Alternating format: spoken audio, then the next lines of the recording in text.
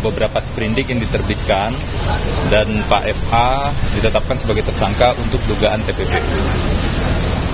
Kedatangan ini dan juga jawaban yang disampaikan, yang dijelaskan dalam proses pemeriksaan dari sekitar jam 2 tadi sampai dengan jam 8 ini itu menunjukkan bahwa Pak FA kooperatif dalam menjalani proses hukum ini.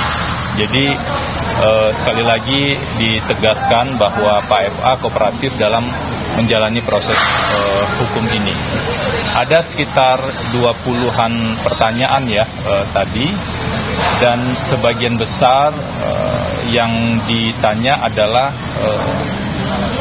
lanjutan dari pemeriksaan awal sebagai tersangka sekitar tanggal 24 Juli ya, hari Jumat saat penetapan tersangka beberapa waktu yang lalu.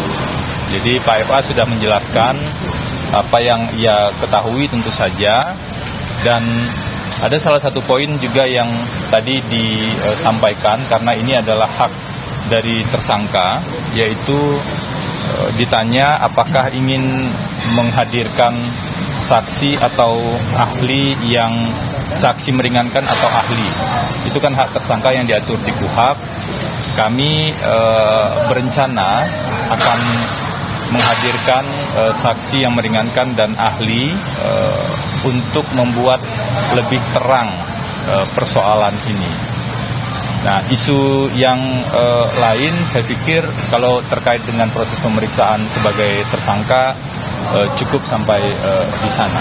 Silakan kalau ada pertanyaan. Sebelumnya kan dari tim hukum itu mempersoalkan belum dijelaskannya apa yang dilanggar oleh Pak Febri, belum dijelaskan oleh penyidik terkait apa yang dilanggar oleh Pak Febri ya. Nah, dalam pemeriksaan kali ini apakah hal itu sudah dijelaskan secara terang oleh penyidik terkait apa yang dilanggar oleh Pak Febri dalam kasus TPP ini? Tadi hanya pemeriksaan sebagai tersangka ya. Langsung ke pertanyaan-pertanyaan saja tadi. Jadi tidak ada penjelasan lebih lanjut terkait dengan hal tersebut. Langsung ketika pemeriksaan baru dimulai itu langsung dengan pertanyaan-pertanyaan. Pemeriksaan tadi ada sempat jeda sebanyak 2 kali ya seingat saya, yaitu jeda sholat asar sebentar dan maghrib ya, sholat maghrib. Setelah itu proses pemeriksaan dilanjutkan. Jadi dari siang sampai dengan malam semuanya adalah tanya jawab pertanyaan seperti itu. Pak, tadi saksi meringankan dan saksi ahli itu siapa saja Pak nantinya? Nanti itu kami informasikan lebih lanjut. Kalau terkait dengan pra-peradilan, kami sudah dapat panggilan persidangan dari PN Jaksel, sudah dapat jadwal di tanggal 18 atau 19 ya. 18 dan 19 Agustus 2026.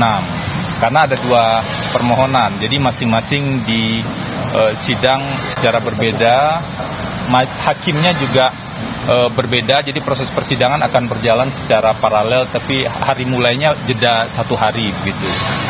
Kami tentu saja menghargai ya ketika ada respon dari kejaksaan bahwa kejaksaan akan menghargai hak-hak tersangka dan juga akan menugaskan para jaksa untuk mengikuti proses persidangan pra-peradilan tersebut.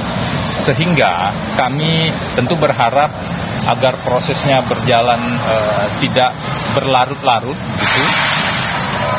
Para termohon tentu harapan kami ya, kalau termohon hadir pada jadwal yang ditentukan, maka proses persidangan bisa langsung berjalan.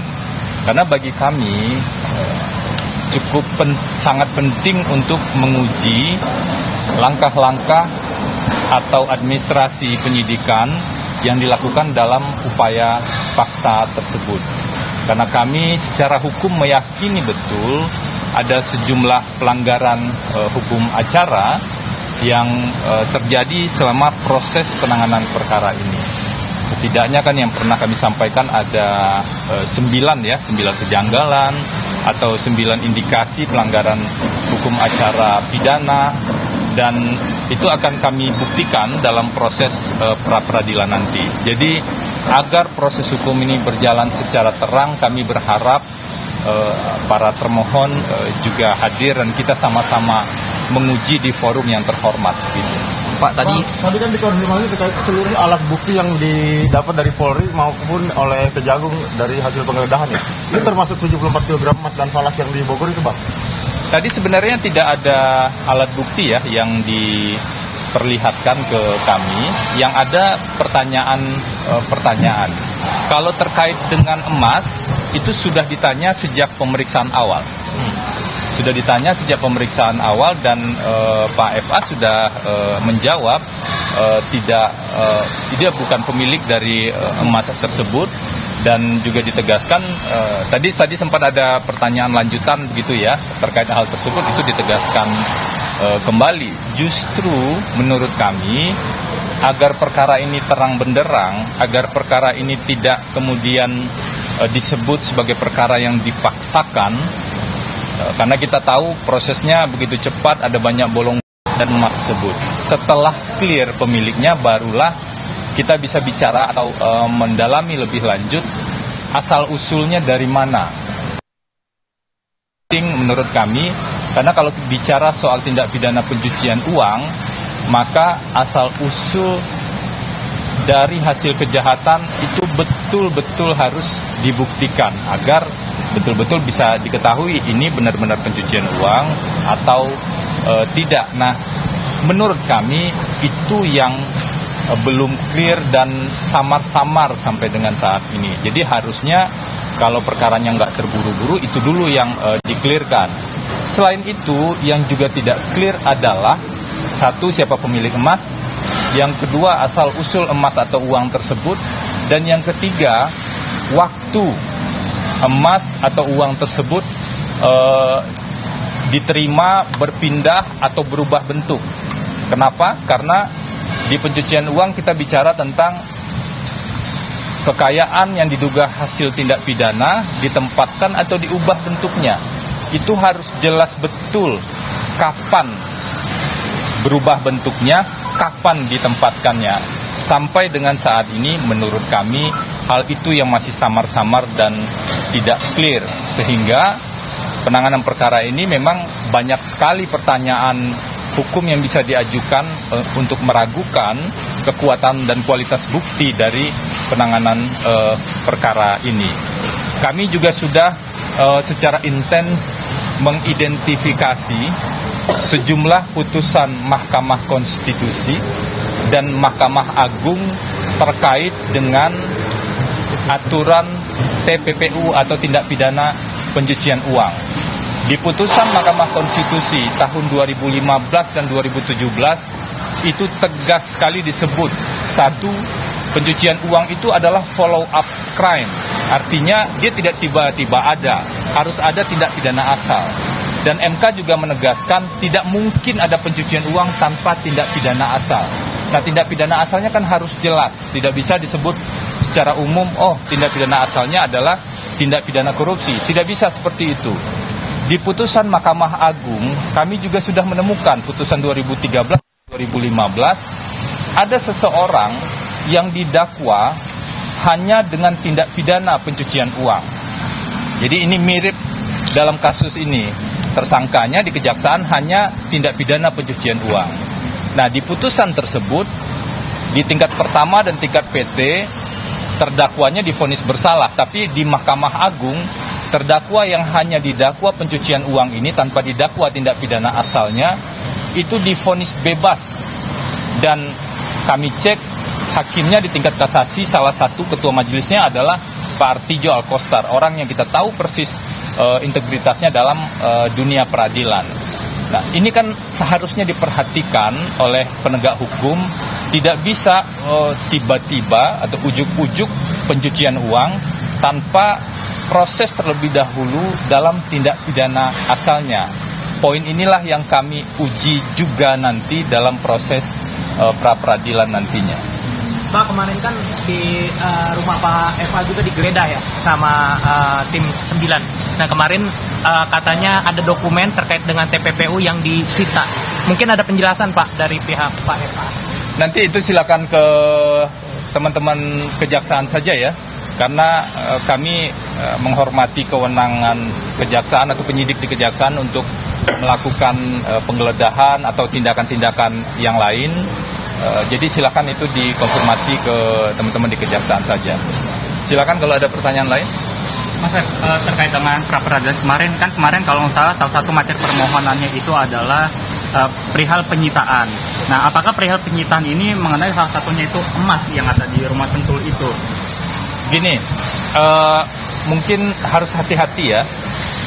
Salah satu poin permohonan pra-peradilan adalah terkait dengan penggeledahan di Sentul. Kenapa penggeledahan? Karena ada kaitannya tentang kepemilikan rumah di Sentul dengan pihak keluarga Pak FA. Jadi hubungan hukumnya seperti itu. Ada beberapa syarat untuk dilakukan penggeledahan menurut hukum acara pidana. Detailnya nanti kami buka di persidangan ya. Nah, syarat-syarat itulah yang menurut kami harus diuji. Kalau proses penggeledahannya kemudian dinyatakan tidak sah, maka tentu saja apa yang disita dari proses penggeledahan itu juga akan tidak sah. Itu yang pertama. Jadi yang diuji adalah proses penggeledahannya. Penyitaan adalah isu ikutan dari proses penggeledahan itu. Lebih jauh dari itu, kalau mundur ke belakang, kami menemukan ada persoalan cukup serius dari penerbitan surat perintah penyidikan, dari isinya. Karena di surat perintah penyidikan yang diterbitkan tersebut langsung digabung dua jenis tindak pidana. Satu, tindak pidana korupsi. Yang kedua, tindak pidana pencucian uang, digabung di satu sprindik. Menurut kami, ini melanggar penjelasan pasal 74 Undang-Undang Nomor 8 Tahun 2010. Karena di penjelasan pasal 74 itu disebutkan secara tegas, penyidikan yang dalam hal penyidik tindak pidana asal menemukan bukti. Artinya penyidikan tindak pidana asal harus jalan dulu, ketemu dulu buktinya, ada pencucian uang, barulah dibuka penyidikan tindak pidana pencucian uang. Hal ini tidak akan mungkin terpenuhi kalau di satu sprindik ada langsung tindak pidana asal dan pencucian uang. Nah, ini yang kami akan uji juga nanti di proses pra-peradilan. Pasal 74 ini juga sejalan sebenarnya, kami juga sudah cermati lebih lanjut pasal-pasal lain di Undang-Undang Pencucian Uang. Nah, satu hal lagi yang juga perlu kami sampaikan, Pak FA di Kejaksaan Agung ditersangkakan menggunakan pasal 3, 4, 5, junto 607 KUHP. Jadi pasal 345-nya Undang-Undang 8 2010 tentang pencucian uang, pasal 607-nya di KUHP yang baru. Nah, jadi secara langsung di seolah-olah beliau yang menempatkan atau mengubah bentuk, kemudian menyamarkan dan TPPU pasif. Biasanya yang aktif dan pasif itu dilakukan oleh orang berbeda. Kalau ada orang yang memberikan, maka ada orang yang menerima. Ini sekaligus ditersangkakan untuk orang yang sama. Nah, ini tentu menjadi persoalan hukum. Selain itu, pasal 3, 4, dan 5 itu sudah dibatalkan dan sudah tidak berlaku lagi dengan KUHP yang baru. Harusnya yang digunakan pasal yang terbaru yaitu 607 ayat 1 atau dipertimbangkan prinsip lex favoreo. Itu yang kami nilai salah satu pelanggaran yang cukup mendasar dari proses penyidikan TPPU ini. Cukup ya. Terima kasih teman-teman semua. Terima kasih Pak.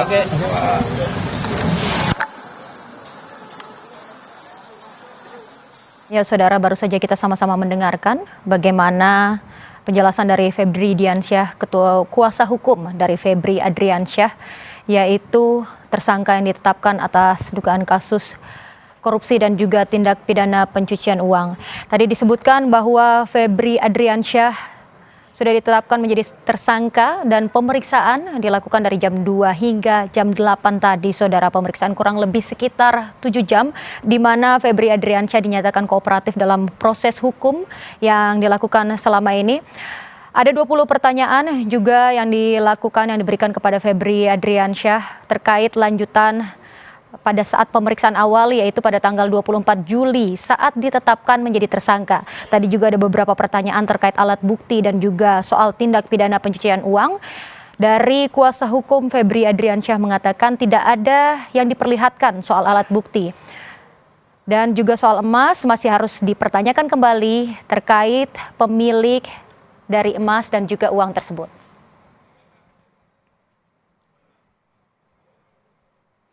Dan Saudara, breaking news Kompas TV kami akhiri. Tetap saksikan Kompas TV, independen terpercaya. Saya Tata Nova Siliana pamit. Terima kasih, sampai jumpa.